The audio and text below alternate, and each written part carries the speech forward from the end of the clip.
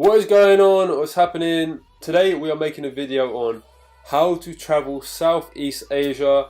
It's going to be an overview of the whole of Southeast Asia, and then we're going to be making individual videos from each country that we travel to, and we're going to go into more detail. All the information you need, watch it, take notes, and you should be sorted or on your way to getting your Southeast Asia trip planned out nicely. We will be putting the times in the description to make it easier for you, so you can just skip the video to just say money. We're going to try and make it as simple as possible and as easy to follow as possible. Get a notepad, take down some notes, and also we're going to be posting on our website. If you want to go over to our website, it'll be a lot more in detail. All the facts will be there, so you can just literally copy and paste, print it off, go to the shops, get your checklist sorted out. You get the drift. Also, one more thing, do not hesitate to ask us any questions. Hit us up on Twitter, Instagram, Facebook, all at Me or Mrs. Just type in Me or Mrs. and it'll come up, or just go on our YouTube, you'll find it. All of your questions and help you out. Yeah, or just comment below. If you just randomly stumbled across this video, or you're thinking about traveling Asia and you're still not sure, in the description below or on the screen now, here's a video of our 5 months in Asia. We put together like a 3-minute video of our whole 5 months here.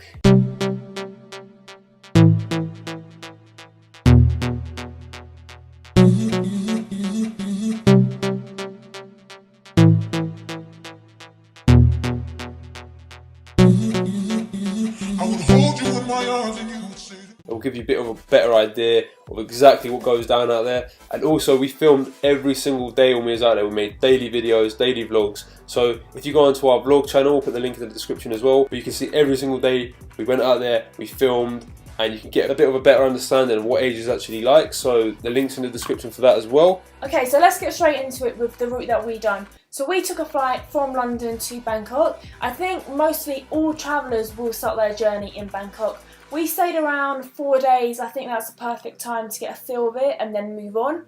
We actually took a sleeper train going north of Thailand. So we done Chiang Mai, Chiang Rai, where we saw the highest point of Thailand. We done cooking classes and tried their best dishes. Also, when we were in Chiang Mai, we went to Thailand's Grand Canyon, is what it's called, and we spent the days jumping off the cliffs into the quarries, having a great day. If you do go to Chiang Mai, make sure you go here. You have an amazing time. One thing I do want to say is, don't ever be put off by something or feel you don't want to go somewhere because of what other people have said. If you feel like you might enjoy it, just go for it. People are saying to us, we're going to hate Bangkok, you're not going to like it, it's going to be too crazy. And to be honest with you, we loved it. So after our first stop off in the north part of Thailand, we then went to Vietnam for 30 days, where we saw the world famous Halong Bay. We took bike rides around the local villages, and we got to experience all the local foods. Also in Vietnam, we went to do canyoneering, which is one of the best things we've done in all of Asia. We done it in Dalat. If you are going to be going there, make sure you go. So after spending a whole month in Vietnam, we probably went on one of the longest coach journeys to Cambodia. I think Cambodia was one of our favourite destinations of all time. So we had one of the best times of our lives shooting guns. We got to experience partying through the Khmer New Year. That was like the best night of our life. Crazy street party, water fights, powder getting thrown everywhere, talcum powder. So we was lucky and fortunate enough to be there on those dates. If you are going to be in Asia, do your research beforehand and try and be in certain locations for certain dates, because it will make your trip that much better, and it really was worth it. So after we went from Cambodia, we went to the Thai islands, where we was island hopping all around the most popular islands. The Thai islands were some of the best times in our travels, from going to Koh Tao, going up the highest points, and you can just see the view of the whole island. What do you think of these? Incredible, and there's nobody here. There's no one else here, it's just me and Mia, and this view. The sunny beaches, the sunsets. Every night we saw a sunset. Every single night. So if you want to go travelling, obviously you most likely will. Thai islands have to be done. So once we done the Thai islands, we did catch a flight to the Philippines.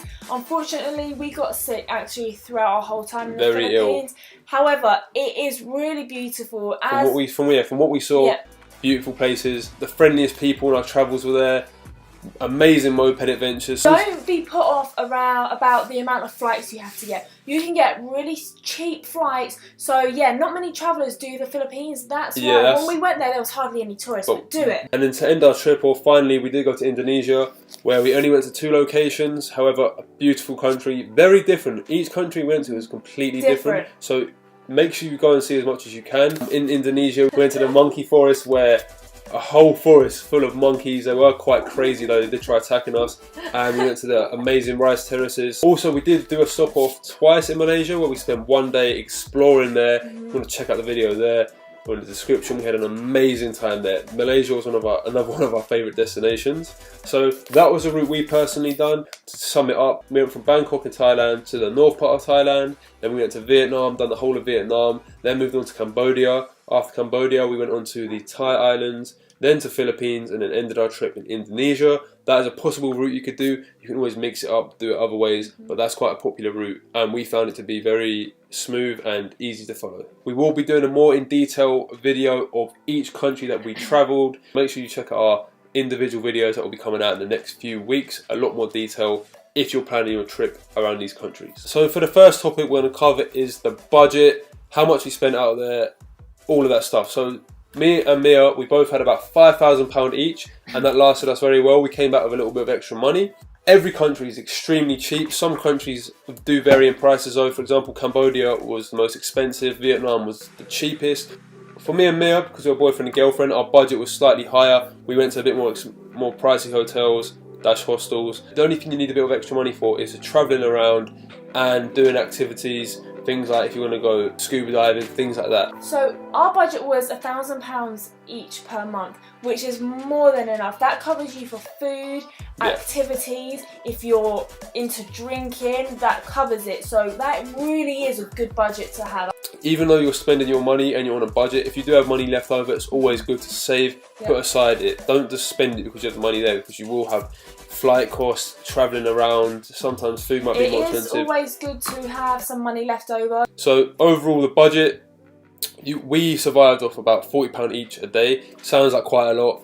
If we took out the accommodation and we went cheaper, we could get hotels for maybe £10, which would be £5 each, and we could have just ate street food all the time. So you could probably last off £20 or £15 a day, which is ridiculously cheap. In terms of ATMs, they are everywhere. Honestly, do not worry about that. Okay, so they do charge around £4 per transaction. So what we used to do was get enough money to last us for the week. That way you're not spending £4 every single day. Also, get a MasterCard, not a credit card, just a MasterCard that doesn't have a chip. So if you do drop it, then nobody will be able to access your accounts. It's not linked to your debit account. The next topic we're going to be talking about is accommodation. As we mentioned previously, our budget was £20 a night. You can get hostels for as cheap as £3 to £4. You'd be surprised how comfy and clean the rooms are. So most hotels and hostels have Wi-Fi. So the best way to book your hotels are Booking.com, Agoda, or if you are looking at hostels, it's Hostelworld and Hostel Bookers.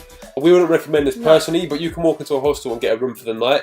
However, you will be limited then to getting a nice room or a hotel you want to go to, because they do get booked up, especially in busy times. So we recommend booking in a few days in advance if you know you're going to be there. Like use the websites online, as we said. If you have a smartphone, you're sorted for your whole trip. You can use that to book everything. Really, so don't stress too much about accommodation. You will be able to find something on the day. So now we're going to cover the travel around Southeast Asia and the transport methods you will most likely be using. So there are 5 main methods of getting around to each destination. So the main methods we used to get around were obviously aeroplanes, buses and coaches, ferries, trains and taxis. They're the main methods we use to get around from destinations. However, some countries may vary. For example, Vietnam, we used a lot of trains and coaches. Sleeper trains. Oh my God, sleeper trains in longest Vietnam. journeys of our life. Whereas Thai islands, we used pretty much only boats to get around when you do the island hopping. When travelling to your destination, whether it be plane rides, ferry rides, coach rides, you can book like from the day before. Online booking that you can book for your hotels, go to a local travel agents. There's so many methods. Don't stress about that. One thing I say, don't stress about anything on this trip. It's going to be so smooth. They're going to be cheap. They're going to be easy to get a hold of. So if you want to get the best deals, obviously, this goes for all methods of transport. Try and book in advance if you know you're going, just to maybe get a cheaper deal, have a better opportunity of getting a good seat or even a space on the thing. All of the transportation we just mentioned are obviously to go on longer journeys. However, for the shorter journeys which you might be wanting to go on in your local little villages or towns, you will definitely be jumping in a tuk-tuk along your journey around Southeast Asia. One of the most amazing experiences of Asia in itself. The main method of getting around, just around your local villages or towns where you are, is a moped.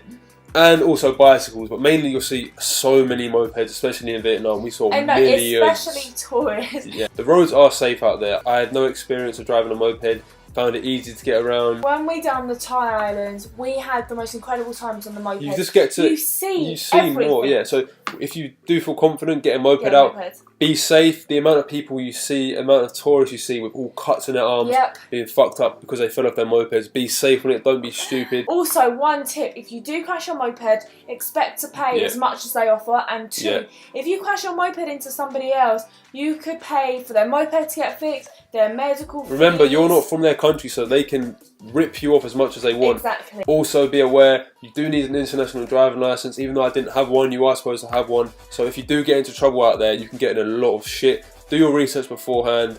Make sure you know what you're doing, and try to avoid as much trouble as you can on them, or you might have a hefty fine at the end of it. Tip we'd say for the mopeds is, we always book for our hotels, got the mopeds for our hotels, and also take a photo of the bike in front of the guy who brings you the moped so he can see you mean business, basically. Otherwise, they can say at the end of it, oh, you caused a scratch, you have to pay. Yes, we did give our passports over. You're not supposed to, but a lot of them say that they want the passport. So if you're not going to give the passport, they're most likely not going to give the bike. To be fair, we had no problems with passports. They do give it back. They don't hold your passport. We were there for 5 months. We didn't have one situation where the situation was bad, so it was all good. Just be careful, as we said, and drive safe. You won't have any accidents. You'll be fine. The only other problem you might face is police, and you just bribe them off with a bit of money. Exactly. We didn't experience this. We heard about other people having to do that. Don't let the horror stories put you off. But before coming out to Asia, we really heard a lot of horror stories like you're gonna get robbed in someone's Saigon, gonna snatch your camera. Yeah, you hear these horror stories. However, we was there for 5 months. We didn't experience any problems with our hotels or hostels. And we did bring a lot of electricals with us. Yeah, we bought a laptop, a MacBook laptop. We bought 2 GoPros, 2 Canon cameras. Before booking your hotel or hostel online, it will say if it has a safety deposit box. Most hotels do, and hostels, most of them. You will have shared safety deposit box. I'm not sure how it works. And even, you have like lockers. As for walking around town, you know, just keep your camera. We used to film every single day with our camera. Exactly. We used to go around with our little Canon G7X, and we had no problems with that. We film like this all the time. Just be safe with it, keep your eyes peeled. Just be wary of your feet. Be streetwise. And that's it. So, also out travelling, food, you're going to have some of the best food of your life. Food was so good. For us personally, Thailand was the best food. Chicken cashew nuts are my favourite. You get, every country's different. They all have their own cuisine, which is really, really good. Cheap as anything, especially if you eat street food. It's very safe out there as well. Don't feel like, oh, street food going to be safe for you. A lot of people say as well, street food is a lot more safe than, for example, going to a restaurant or like a fast food chain. We didn't get sick not once from eating food. Most of it's cooked fresh. You see it there, getting cooked fresh. Also, a tip for the street food is go to the place where there's a lot of tissue and rubbish on the floor, because it means it's busy. So, for example, street food is your cheapest option for food, whereas you can go to restaurants, get nice food as well. Maybe still very cheap, like maybe £5. To pay double. Yeah, like double. But there's so many food options. You're going to love it out there. If you love food, go to Asia, basically. So the last topic that we're going to be talking about is overall tips. And just things that are going to be essential for you if you're going out there. So we've got quite a few tips written down here. We're just going to tell you them. And if we do forget any, we'll put it on our blog. So the first tip is invest in good travel insurance. Okay, people are going to tell you all the time, but really do it. Yep. We lost a GoPro and we both actually felt really ill. So our medical fees were really high. Really high. They were around actually £400 medical fee. So it's a good job we did have travel insurance. Just to be safe, I'd say it's more of a risk not getting it than getting it. People say there's a lot of scams out there. Yeah, there's a few. For example, when we got off in Bangkok, we did get scammed by the taxi driver.